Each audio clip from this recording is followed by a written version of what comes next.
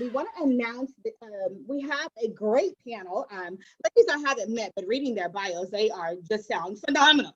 So let's get right to it. We want to welcome Tracy Camp, Kathryn Smith McGlynn, and Tossie Long.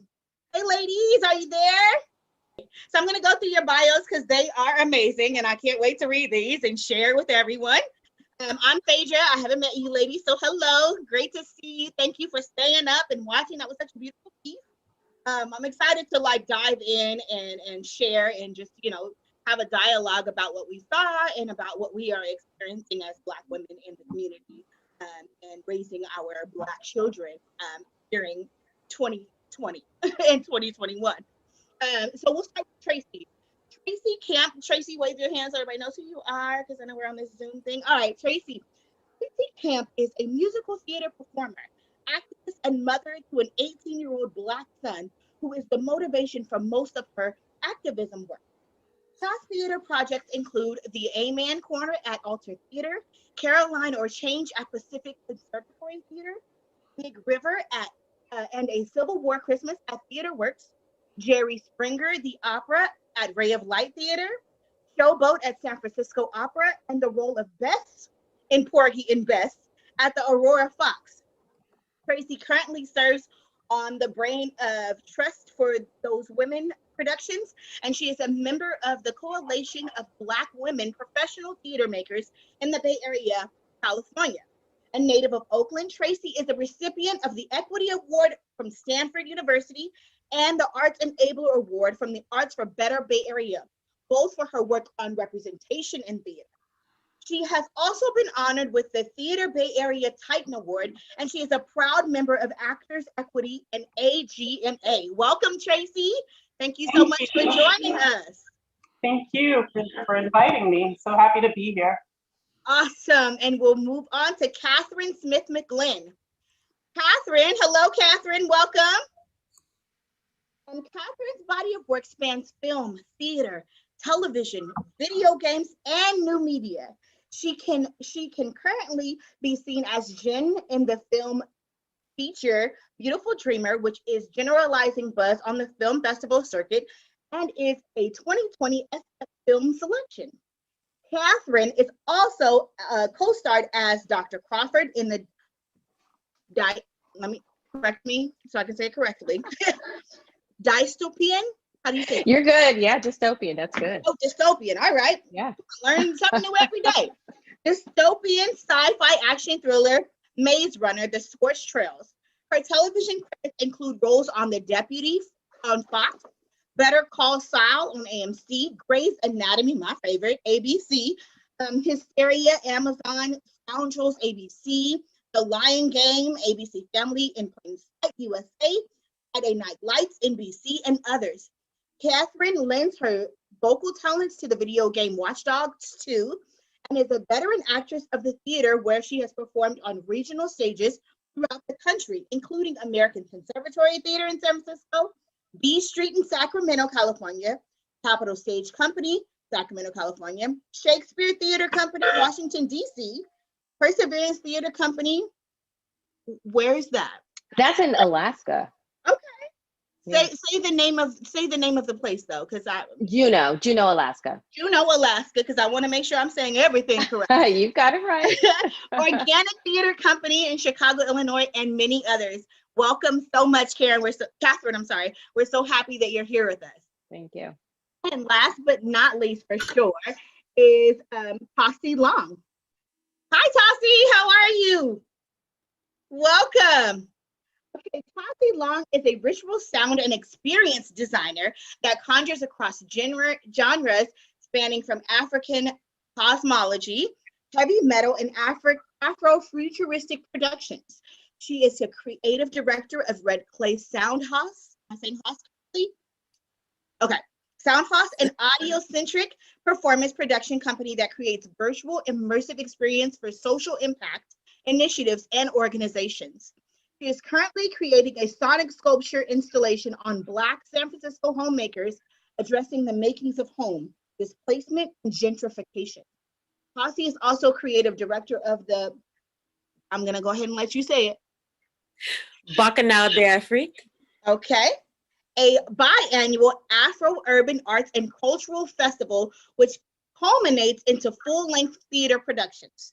Tossie does not perform simply for the sake of performing, but rather to challenge herself and to experiment with how far she can push her perceived limits.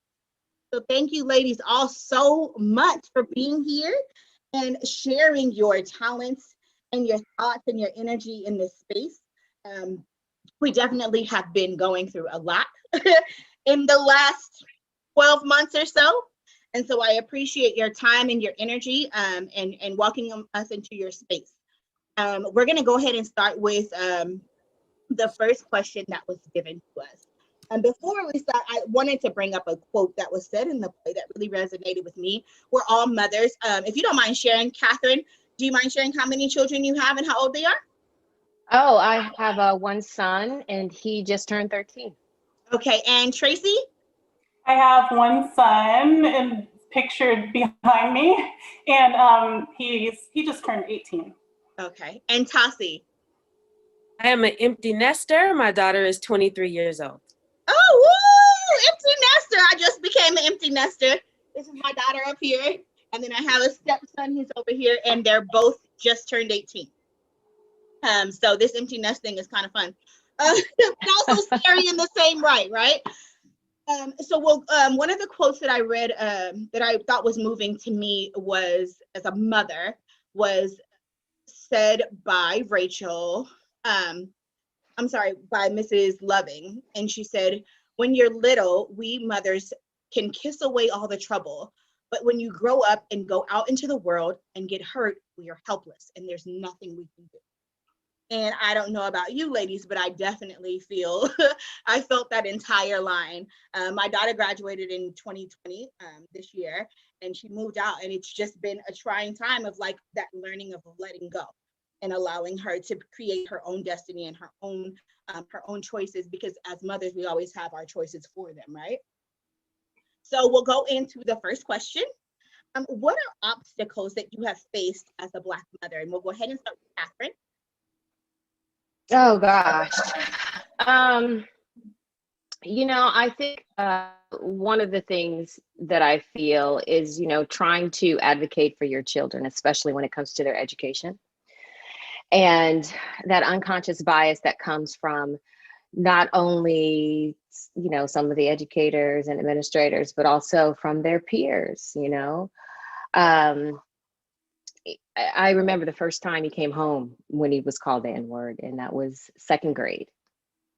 A little child, and you're right, that feeling of being helpless, and you console, but as a Black mother, not only do we have to console, but we also have to arm them, and so you want them to melt in your arms, but at the same time, you have to arm them so that they don't crumble under that, so it's not all,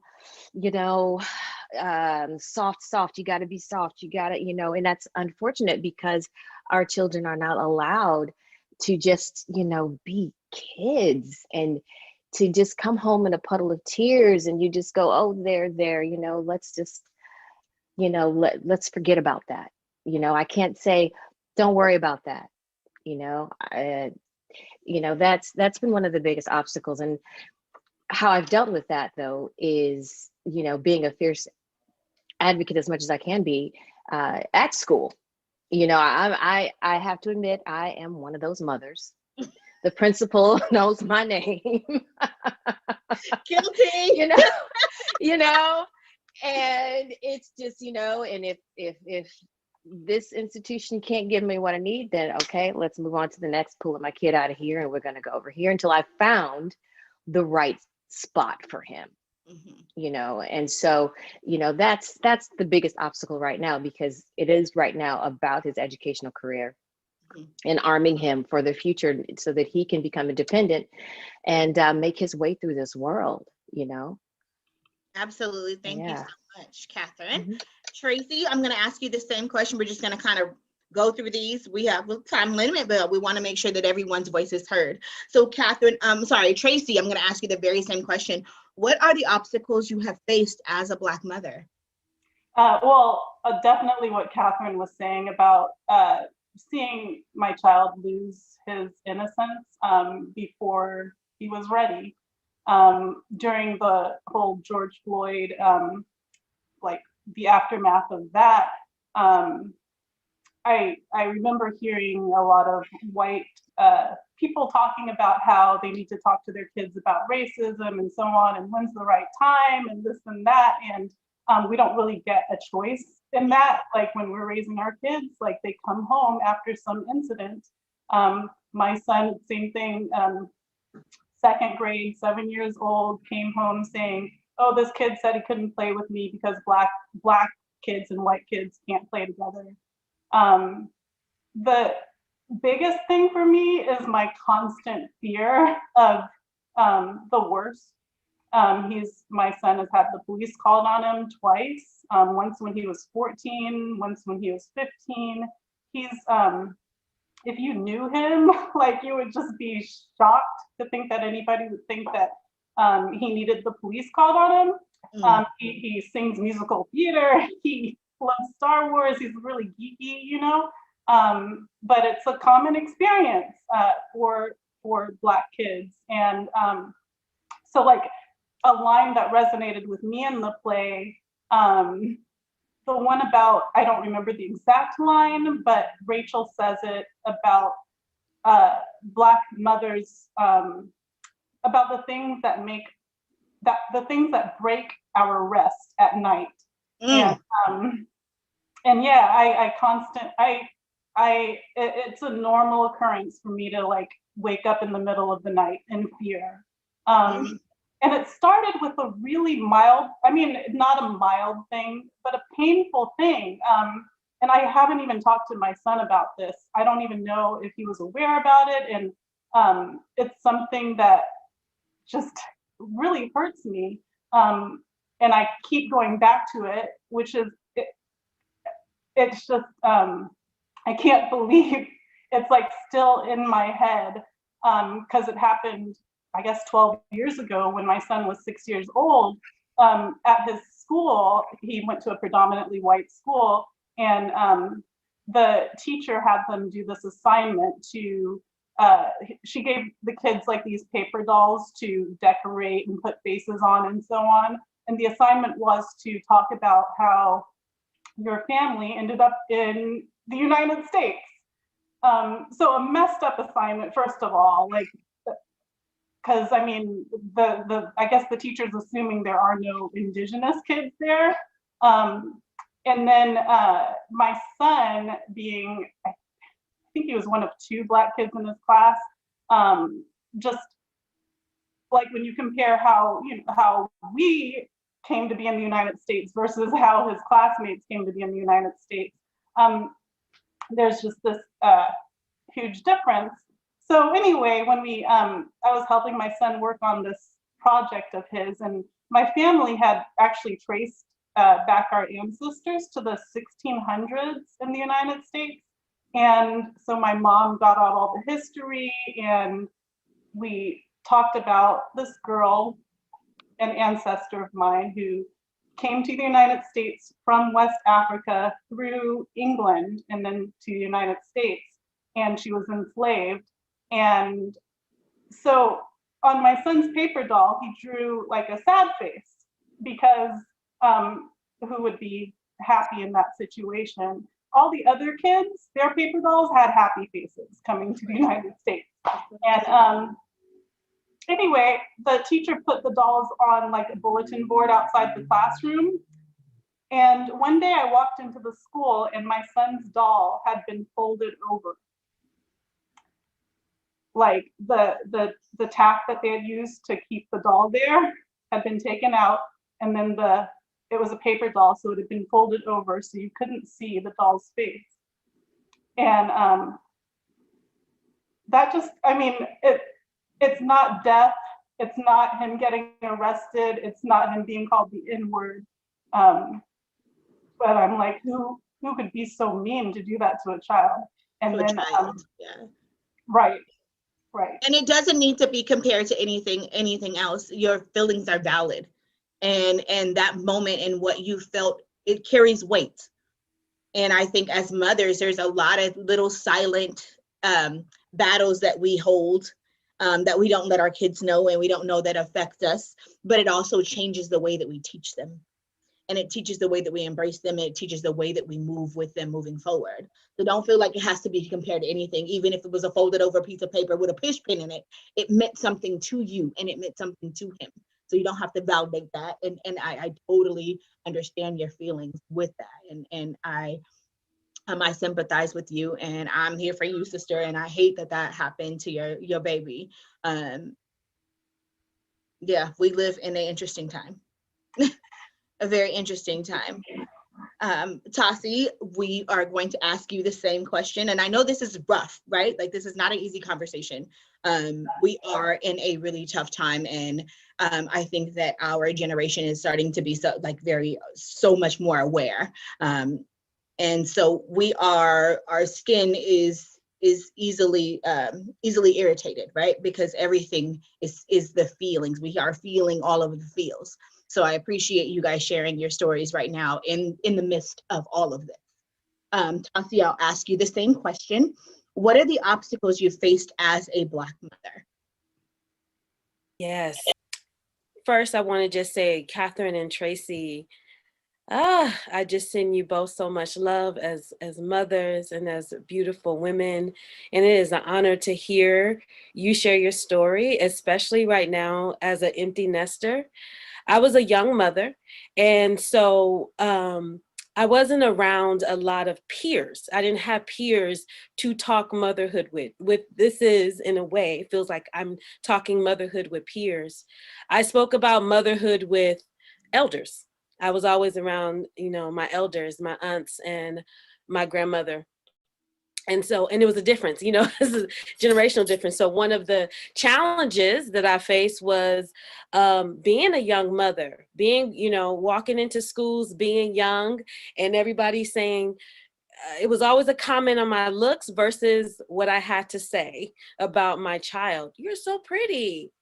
Wow, you look so young. I just told you we need to talk about bop, bop, bop, bop, bop, bop, bop.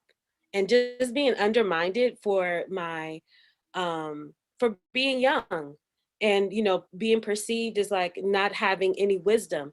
So one of the things I say to a lot of my friends who are now having children, or in the past like maybe 10 years started to have children, is one of the biggest gifts of motherhood is to birth that new wisdom. And I do feel like it comes in just being pregnant. There is another knowing that happens in your body, and and I felt it even within spaces. I just felt different in spaces. And that was something I felt like was undermined and at times robbed from me because of my age. And it caused me to second guess a lot. So a lot of times I felt like I often say now that, like, I tell my daughter, like, I'm no longer parenting. I'm an empty nester. I don't want to parent, but I am ecstatic about mothering, because that was something that I wasn't able to do as much when she was younger. I was the parent. I had to set the rules and make the things happen and get everybody in line. Yes. And Yes. to have that moment of mothering where I could just hold my child and just like sing to her, that really stood out in the show. And I remember one time I sung to my daughter. I sung all the time. I'm a singer, and she just started crying. And then I was like, "What are you crying for, honey?" She was just like, "It's just a song," And so I just sung all the time. But just those moments of mothering was so minute compared to moments of parenting.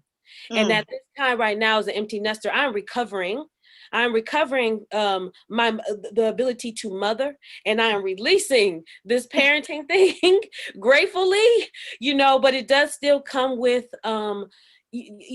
she still needs parenting, but I just want to release that hold of that in the world more, with the outside world to her and with her to the outside world, and just really sink into the beauty of mothering. So I echo everything that these women have said about protecting, about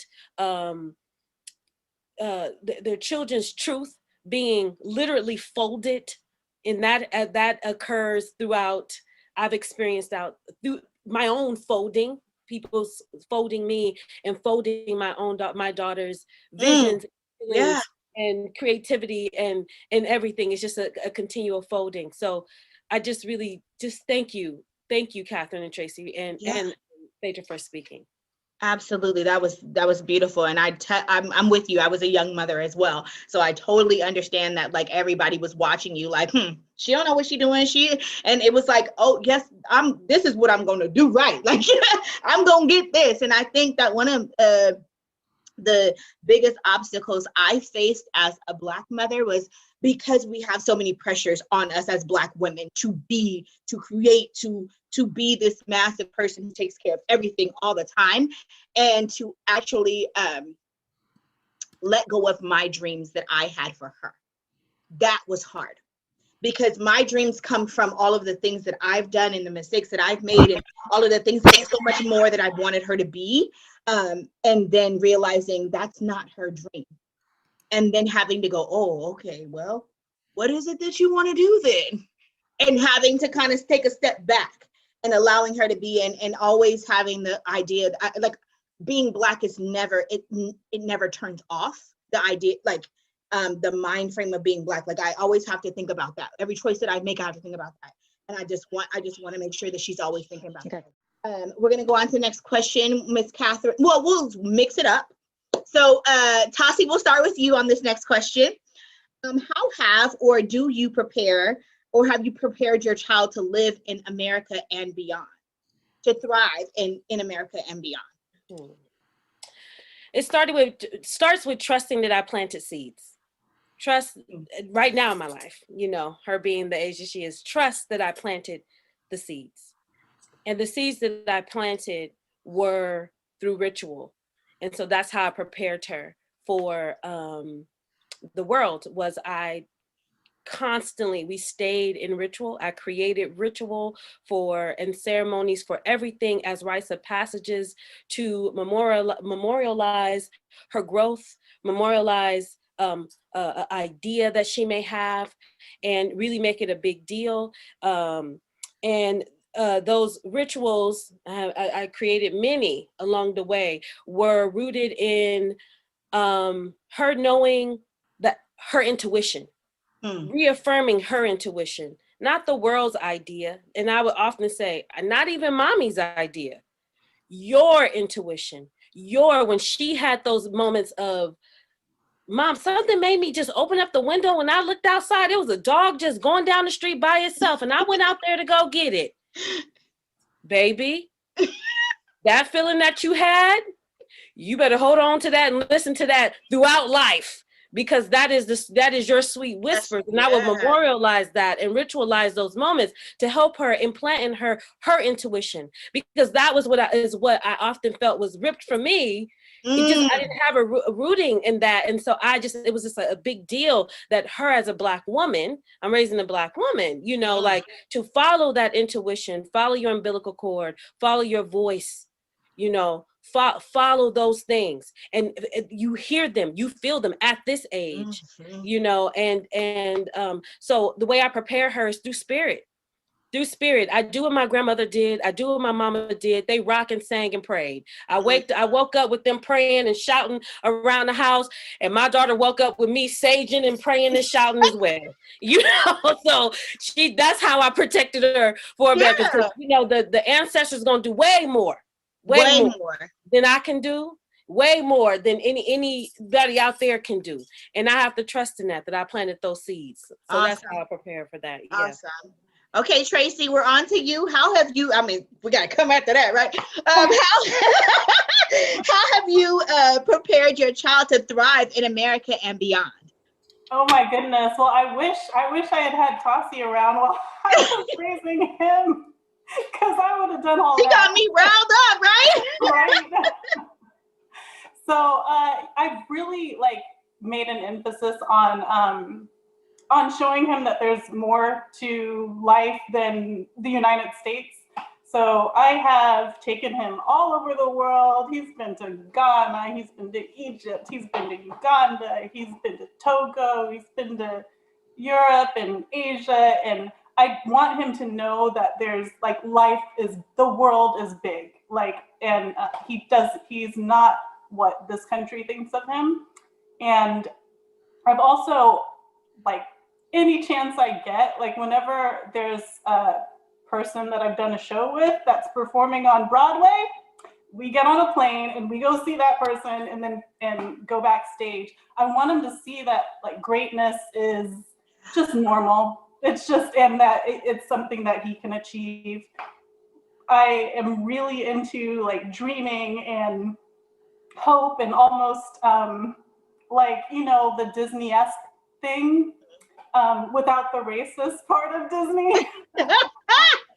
I'm really into that with him, and I want him to think more than what this country thinks of him. That's awesome. That is awesome. I think there's a huge difference when between raising a Black male and raising a Black woman, and I applaud you. I applaud a lot of my friends who raise, because I only have a girl, so I only know that story, and my friends have kids and boys, and I know that those relationships are completely different, and those lessons are completely different. So I applaud you, Tracy, for keeping the light, because that's what our Black men need, is to keep the light around them. So that's awesome. Kathryn, we'll move on to you. How have you prepared your child to thrive in America and beyond?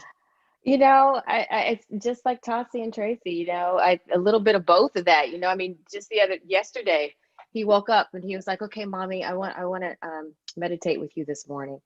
I said, oh, okay, let's go. You know, I lit the sage and I was like, okay, this is gonna clean up the air, you know, ward off the spirits. And he's having trouble sleeping sometimes. And I said, okay, we're gonna do your room too. We're gonna just do what we need to do, you know. And you know, and prayer and spirituality, you know, and also travel. He loves to travel, you know, and go all over the world, you know. He wants to go to Poland next, you know. It doesn't matter, you know, what culture. He just absorbs it all, you know. And also teaching him self-love, you know, that confidence, letting him know that he's enough. You know, he is enough. That's it. You don't need any more. You're enough. You know, and he's had that talk about being a young Black man. You know, if a police officer stops you, you stop.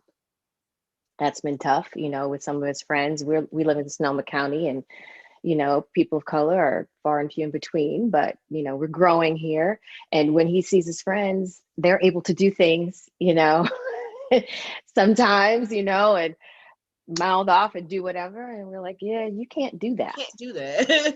Yeah. You know, and getting him to understand, you know, why, and without crushing his spirit, you know, and trying to do it with humor.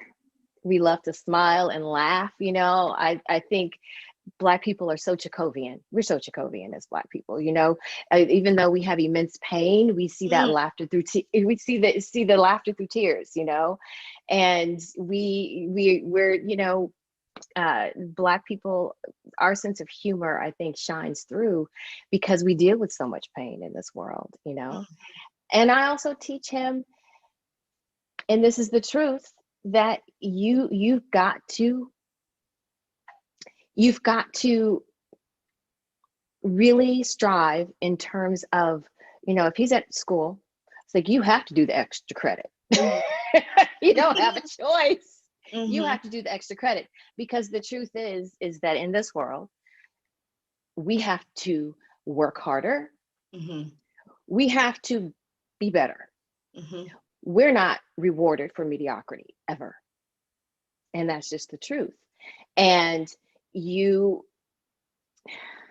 know, Black excellence and what we, you know, it's just the truth. And that it doesn't seem fair sometimes, but it is the truth. And, you know, I don't think that any person of color can deny that in this world, we have to work harder. We don't have the option to fail in a lot of situations. And it's not fair, but it's the reality that we live in. So, you know, just kind of a mismatch of things that I try to instill in him to help him, you know. I feel like there's so many things that we have to teach our children in order to thrive in America. There's so many things that other nationalities don't have to even have a conversation about. And there's so many things that we have to check off these boxes just to keep our children safe and to come home or to be successful. Like it just is so many extra conversations that we have to have with our children. One of the things that I told my daughter, and I made her recite it, I will no longer accept average because I am great. And we said it before bed, we said it in the morning, we said it on the way to work, on the way to school. Like we commuted. We lived in Vallejo at the time, and we commuted to San Francisco, and I had her going to school, the charter school in San Francisco, just because I wanted her within reach, because that's where I worked and we lived far. But on that BART ride and on that commute in the morning, I will no longer accept average because I am great. We riding, we doing the homework and everything. And after school, we was in rehearsals, and she was in the audience while I'm on stage. And what are we supposed to say? It's always we're constantly pouring into our children, because we know what America is, and we know that it was built by us, but it was never built for us. And so we have to make sure that our kids are ready for that. And one of the other things that I made sure to tell her is that don't be afraid of difficult conversations. No matter who it is, whether it's me, whether it's school, whether it's home, a lot of things can be squashed with just a conversation, and don't be afraid of those things. So those were things that I poured into her in order to prepare her for America. Last but not least, Tracy, we're going to start with you on this question.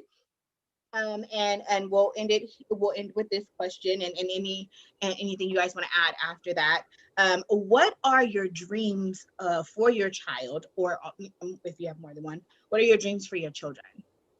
My biggest dream is that he is able to have a happy life, a life in which he feels fulfilled, a full life, a healthy life. I had kind of like a breakdown a few months ago. It was a little bit before the election. I was like in my bed, it was 1 a.m. I couldn't sleep. And I just like started thinking about our family and how, my mother was able to trace our ancestors back to the 1600s here. Wow. And I'm like, it's been centuries.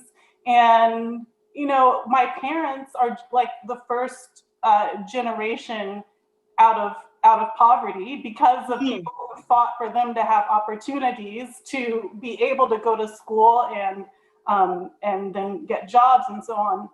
And I was just thinking about how we're still, like, even though they were able to give me a comfortable life, and because of them and the people who fought for them, I was able to give my son a comfortable life. Like, even though we have, like, we're no longer in poverty, we're still not good. Like my father died too young at 62. Like my brother died too young at 42. Like all like stress-related diseases, high blood pressure, stroke.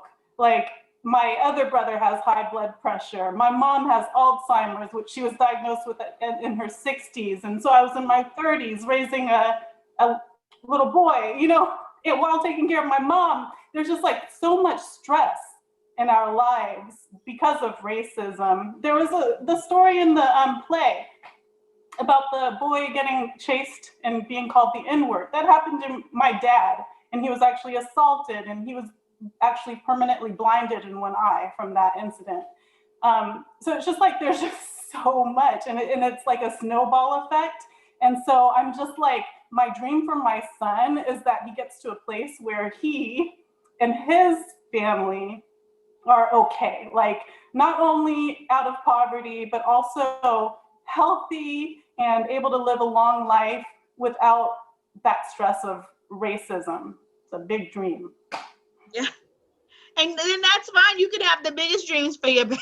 And I think those are all great things for you that you want for your son. And I think it's important to share those dreams that you have with him. You know what I mean? And I understand the family history and and the health. I come from a family with poor health as well.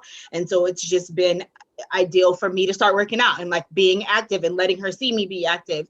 So like all of those things I definitely understand and agree with and hear you loud and clear. Tossie, we'll go with you. What are your dreams? Well, what is your dream for your children, for your child? Yeah. So my dream is for a regulated central nervous system. That her central nervous system is regulated, that is brought back to normal and is not impacted by the shock and devastation of being in a Black body day in and day out, from the day that she was born, from the day that she was actually in my body, from the day that she was actually just a seed in my body, that her central nervous system can be regulated, that she can actually be inside of her body without anxiety, without depression, without doubt, without shame, that she could breathe easily, actually breathe and not hold her shoulders up tight. You know, that she can actually just exist inside of her vessel with ease. That's my wish for all Black children, for all Black mothers, for all Black people, is that our central nervous systems is regulated and at a natural state. Yeah. That's beautiful. Thank you so much, Tossie. That's so beautiful. And lastly, Kathryn, what are your dreams for your children? Oh gosh, that's just following up on that. All of that is my dream. Okay. Yes. So rich, right? Like, oh, it's yes. You know, and just, you know, for him too, and other children, you know, I have nieces, I have nephews, and I want grandchildren. I want a lot of, I told him, I want 2 baseball teams. You know. Yes.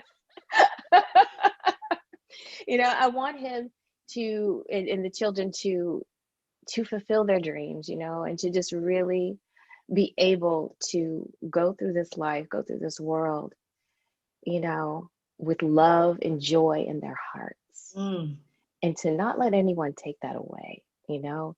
And, you know, what is that saying? Martin Luther King, it was his quote, you know, you can't, only love can cure darkness, right? Only love can do that. And I know that's the hardest thing to do, right? You know, there's this video that was circulating around during the Black Lives Matter movement.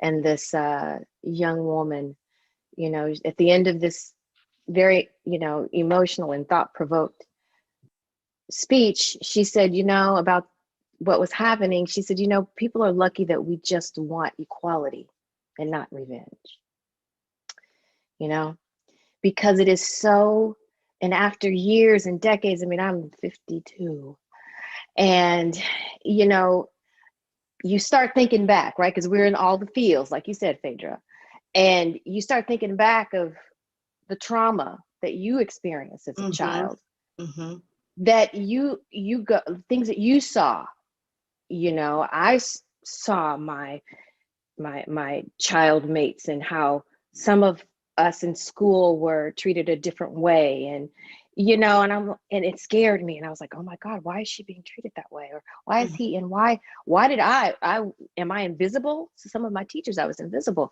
And you start realizing, wait a second, you know, so it's so easy now to be angry and just, you know, and, you know, especially as you said, with boys and girls, and it can be different because there are different emotions at play sometimes, and what young boys have to deal with.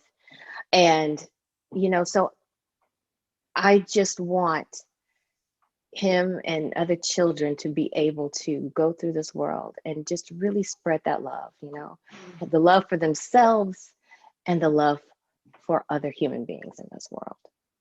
Absolutely. I believe in love and joy and sharing that energy. for the last 2 years, I've tried to choose words for the year so that I can learn that behavior and it to become a routine. In 2018 was joy. And I wanted to carry joy all of 2018, like find the joy in it, even if it's you gotta shovel the the leaves. Make sure you find a song in it, or like find joy in it. And the year after that was passion, and make sure you do everything with passion, but also add joy to your passion, right? So be a joyful, passionate sweeper, you know. And I was just trying to find new ways, and I want to pass that to her. I want to pass that to my daughter. And I think that one of the things that my dream or what I dream for her is to be better than me, right? Like to see me as an example, but as an example of what not I don't want to say what not to be, because I'm okay, you know what I mean? But I want her to see me as like, oh, I can shoot way higher than that.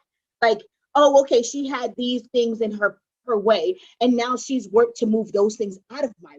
So now I don't have those things in my way because my mom moved those for me. So now I want to shoot higher, and I just want to see her chase her dreams and attain them and let them be real, and help her to be in a comfortable space.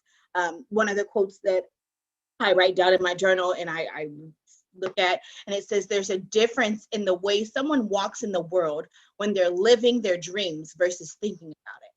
So I pray that she lives in the world as she's living in her dreams, not just thinking about it, because a lot of times I've only thought about my dreams and not lived them because I was so important. Like, I want to be a mom and I got to make sure she's the best and I got to make sure she got everything. And sometimes we let those things go as moms, especially as Black moms, you know, because a lot of people be like, well, you can't do that and have a baby. Well, you can't do that and have a baby and this baby, what's it, you know, and you're like, oh, okay. And those were limits that we put on ourselves, and we allow people to put on us. And I just want to make sure that she doesn't have limits that someone else puts on her, that she puts on herself, and that she just goes and soars, and that she's in a world that we're moving markers now, so that when it's her time to soar, we've moved them so far that she doesn't have to experience what we have in the past. So it was beautiful talking to you, ladies. I really, really, really appreciate your time. If you have anything else you want to input, say, throw out there, shoot, unmute yourself and be free. But other than that, those were the 3 questions that we had tonight. But I do really, really appreciate your time and sharing your personal stories, because parenting is not the easiest thing to do. And this play was definitely a marker that it was written 100 years ago. And the mothers of 100 years ago of Black children, those fears still exist in us today. And it's going to take all us having these conversations and us Black mothers getting together and working together in order to make a difference and a change. I think it's important for the community to start seeing our stories more. And we need to start sharing our stories more so that we become regular to people. I think that's the reason why we're always different, because they're never let into our stories. So sharing these stories, putting these, even if they're on Zoom when not in person, but they're important to be seeing on a regular basis, because the more regular and more used to they get to seeing us, the more they'll get comfortable with having us around and treating us a little bit better. So I think that's extremely important. But I thank each one of you, Tracy, Tossie, and Kathryn. Thank you so much for your time and your energy and your insight. I really appreciate it. Thank you. Thank you very much for having us. This has been a wonderful conversation, and so nice to meet both Tracy and Tossie and Phaedra, all of you fellow moms. We've been in the Bay Area, but I've this is the first time I've never met any of these ladies. I can't wait. Now listen, when it's open up, we're gonna have some tea time or something. I do just want to sorry, I just overspoke. I'm sorry. No, go ahead. Okay. I do want to just say something before all of our folks who've been in the space listening to us share our stories, is that all mothers have wisdom. Every last one of them, no matter how young they are or how older they are. They all have wisdom, and it will behoove you. It will revolutionize your life if you paused and you listened to them. Listen to their wisdom and affirm it, so they can actually share it. Because sometimes we smother the wisdom Mhm. that's already there. It would behoove you. It really would, to listen to all mamas, to all mamas, to all iyas, to all nannies, to all of them. I appreciate that word. I appreciate that word for sure, Tossie. Thank you again. Thank you all so much for being here and sharing your wisdom and your energy and your space. You guys all have a great evening. Thank you, Tanika, for having us and inviting us. We want to thank SBMT also for having us and allowing us to come into their space and use their platform to tell our stories. So thank you all and have a great evening. Good night.